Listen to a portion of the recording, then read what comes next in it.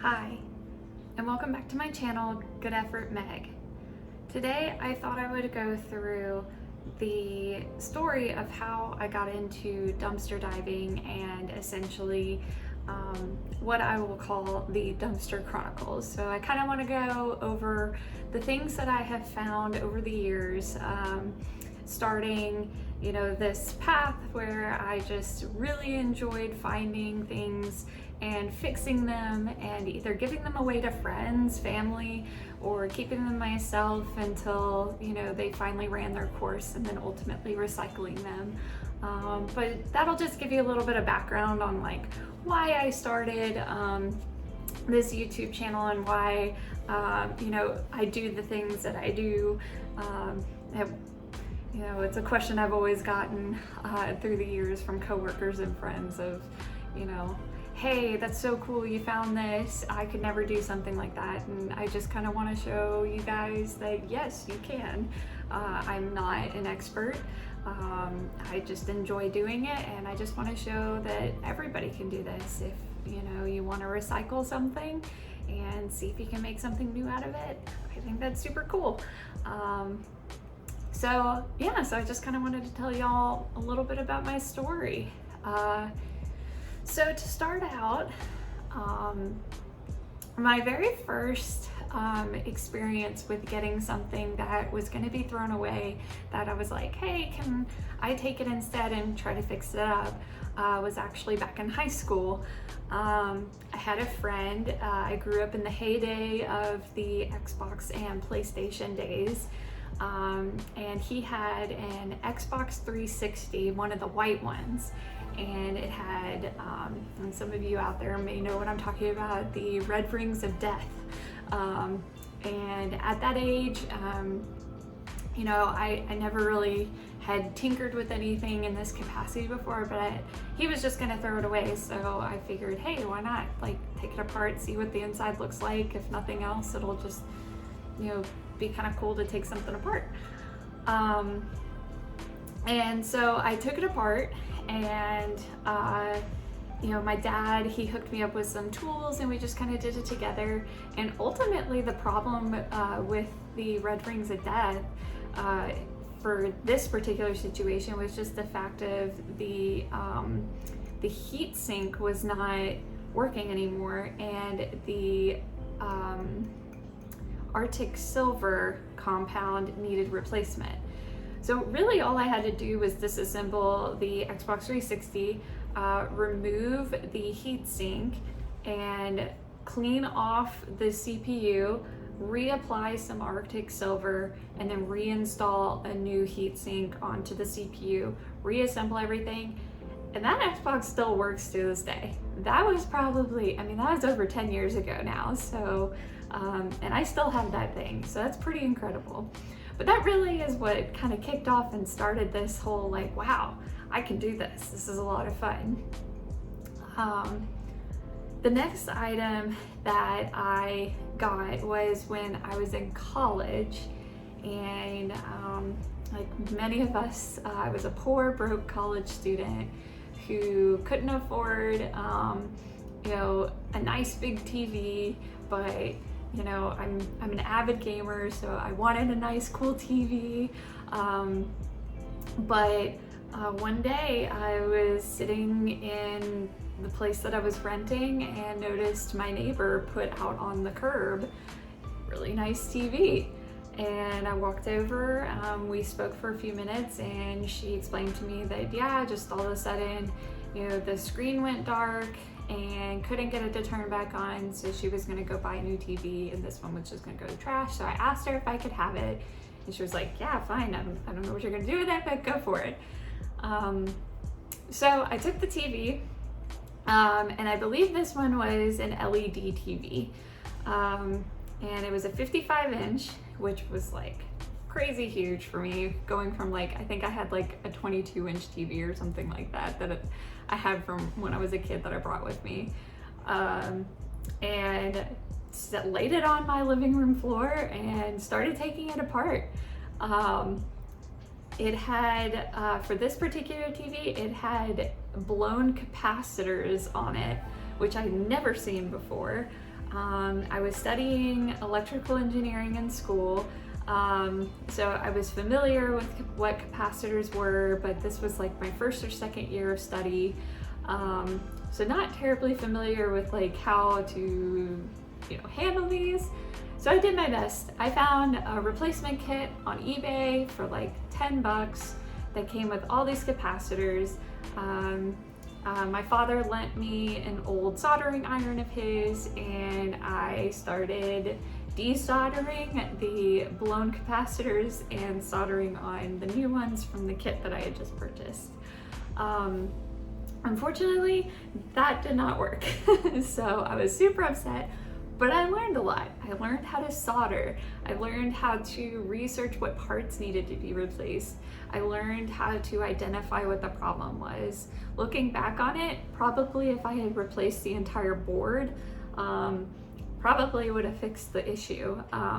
But in that particular situation, it didn't pan out. So I took the TV to Best Buy, where they do some recycling there, and I was able to, at least prevent it from getting put into a landfill somewhere. So I felt pretty good about that. I felt like the universe was kind of pushing me in a direction that I've really enjoyed, because not a few weeks later, I had a friend who he was upgrading to, the brand new state-of-the-art 4K TVs, and he was getting rid of his projection TV, which for those of you out there who don't know what a projection TV is, I'll go ahead and put a picture up. But for those of you old enough to remember, they were the ones that used to sit on the floor, and they would generally have like the speakers in the bottom part.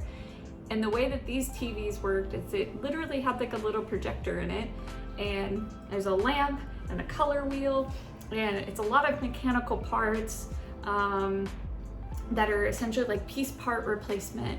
And again, I had never worked on this kind of TV before. I had never grown up with this type of TV. We only had CRT TVs growing up. So again, this was something fun. So I took the TV, I had it for a few weeks, it worked great, it was 1080p, if you can believe that. And a few weeks later, it stopped working, and I was like, what the heck? So I did a little research, and it turned out the only thing wrong with it was the lamp in the chassis of the TV. Now, the unique part about these lamps, specifically for the model that I had, is they had mercury in the bulbs. And so when I replaced the bulb, the TV worked just fine, and I took the bad bulb to Best Buy to recycle it, and turns out that they would not take it because mercury is a hazardous substance, which, like, looking back on it, that's like a duh. But at the time, I was like, it's a light bulb, like I should be able to take this to get this recycled. But you can't, so I learned that through that. So I actually had to wait for the city to have their recycling day, and I was able to take it there and have it properly recycled. So again, those materials did not end up in a landfill somewhere. So another really small thing that I learned from that TV, but now I carry that knowledge with me. And that TV still works to this day. I don't have it anymore. I gave it to a friend of mine who was kind of in a similar situation where he wanted to upgrade to a larger TV, didn't want to spend the money on a new one, which I can't blame him. So I think that was like 3 or 4 years ago that I gave that TV away, and he still has it to this day, which is pretty cool. So to finish off the TV kind of segue, the last TV that I repaired was actually given to me by a coworker who word got out that I enjoy doing these kinds of things, and his TV stopped working, and it was a 55-inch LED TV, and he asked me if I could repair it for him, and I was like, yeah, sure, like, you pay for the parts, I'll take care of it. He was like, yeah, sure, great. He gives me the TV, and then he goes, hey, never mind, I actually don't want the TV back, because now my wife will let me get a brand new TV, which he was super excited about. And I was like, all right, man, it's broken. Wink, wink, nod, nod. So that way they could go ahead and get their new TV that he wanted. But I was like, hey, I didn't have a TV of that size, so I was like, I guess I'll just fix it and, you know, see if I can get it working. So just like all the other TVs, I took it apart. You know, I tested it first. I had audio but no video. But there's a trick you can do with certain types of TVs where you can actually shine a flashlight at an angle in the corner of the screen if you don't see a picture. If you see a picture, that means that your screen's good. And that's like the biggest thing, because if a screen is bad on most TVs, then the cost of that replacement part is not worth the repair. It's almost the entire cost of the TV. In this situation, it ended up being the power board. So I replaced the power board, which I think that cost me roughly about 60 bucks. And that thing is still trucking. It is working like a charm. It's in our bedroom. It's way too big of a TV for a bedroom our size, but it's fantastic. No complaints for a $60 55-inch TV. I can't complain. So thank you, coworker, if you know who you are.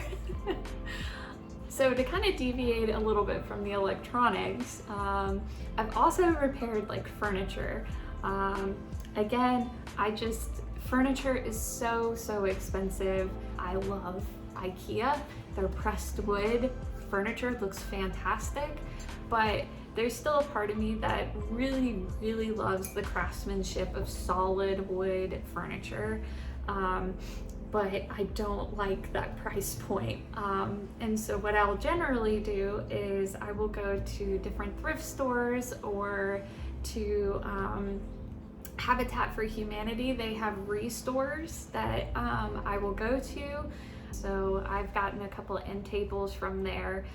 So I wouldn't really necessarily say that's like a dumpster find, but the end table that we still have over here is just this beautiful solid wood piece that I restored. You know, trying to give it a little bit more life, but secondhand furniture, especially solid wood secondhand furniture, is like, oh yeah. I definitely keep my eyes open for that. So some of the coolest finds that I have literally found in a dumpster, and this one I have to give credit to my father. So I used to live in an apartment building that was multi-story, and it had one of the little trash chutes where you just kind of put your garbage in, and you know, it would fall down like 10 stories. And then if you wanted to bring your bigger items, you'd have to walk them down into the trash room. And so we dubbed it the room because where I was living, people were not very conscientious of the items they were throwing away. It was very much a, hey, this thing doesn't work, so I'm just gonna go buy a new one, and you ain't just throw this piece out and not even try to fix it. So it was a fantastic room. I loved it. So one morning my parents were visiting. We were staying in this apartment building, and my dad, when he was walking my dog, he came up from the walk and he was like, hey, come down, you gotta come see this. I'm like, what? And he's like, I just found a Vitamix blender in the dumpster. And I'm like, no way somebody would throw away a Vitamix dumpster. Those things are like $400. There's just absolutely no way. There's gotta be something wrong with it. And he's like, no, come on. So I was like, all right. So we go down there, crawl into the dumpster, and to be transparent as well, this is not a trash dumpster, so there's no like food and stuff. This is recycling, so there's like cardboard and like plastic and things like that. This is not, I'm not crawling around in people's half-eaten food, just putting that out there.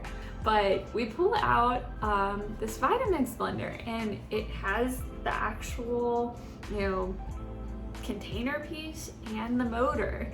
And at this point I'm still not convinced. I'm like, because again, I'm looking at it, I'm like, there's nothing physically wrong with it. There's no scratches, it's not broken, it's not cracked. So we take it upstairs, we plug it in, and the motor works. I'm like, no way.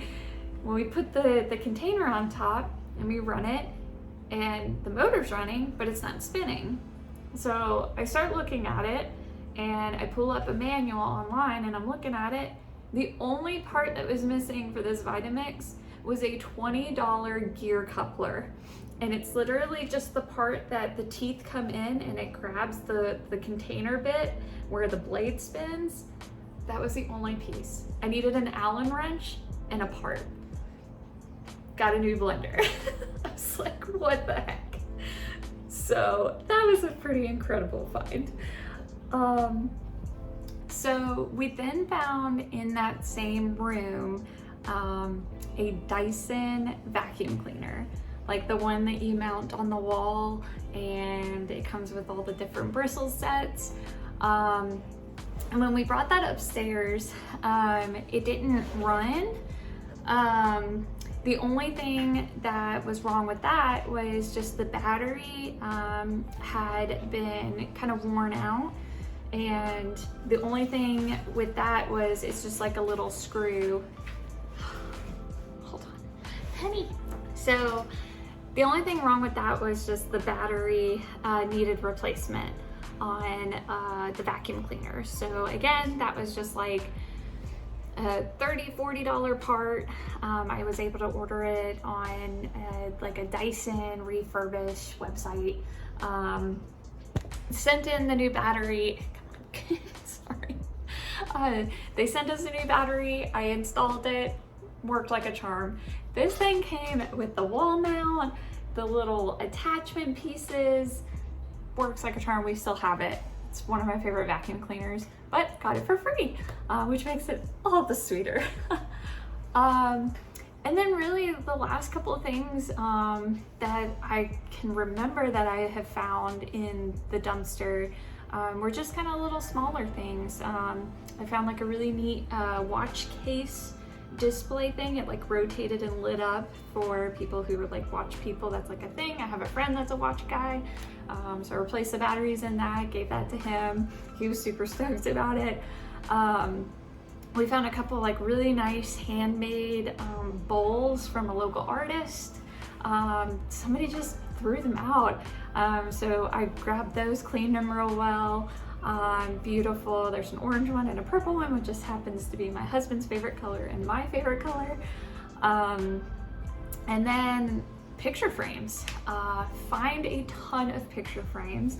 My husband is kind of an amateur photographer and he takes beautiful photos, so I always try to snag any picture frames that I find because I like to put those up around the house. But yeah, that's pretty much it. I hope this encourages you to kind of open your eyes to, you know, the possibilities whenever you're passing by, like driving around your neighborhood and you see things on the curb, or you know, if you live in an apartment complex and have a dumpster, people leave things there all the time. And I would like to say, for sure, never put yourself in danger. Make sure you pay attention to your surroundings if you ever decide to go dumpster diving, or you know, you're driving around trying to find something, put it on a curb.